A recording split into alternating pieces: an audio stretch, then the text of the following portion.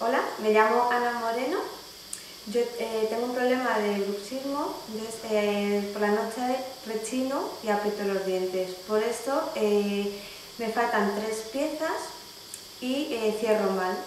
Entonces me recomendaron que me pusiera ortodoncia y acabé en la clínica Orton porque me lo recomendaron. El tratamiento que he tenido han sido unos brackets, ortodoncia normal. He estado pues 1 año y medio, 2 años con ellos. La verdad es que la experiencia es muy buena. O sea, en el momento en que me lo pusieron ya dejé de apretar por las noches. La experiencia ha sido buena, tanto personal como los resultados finales. Y estoy muy contenta.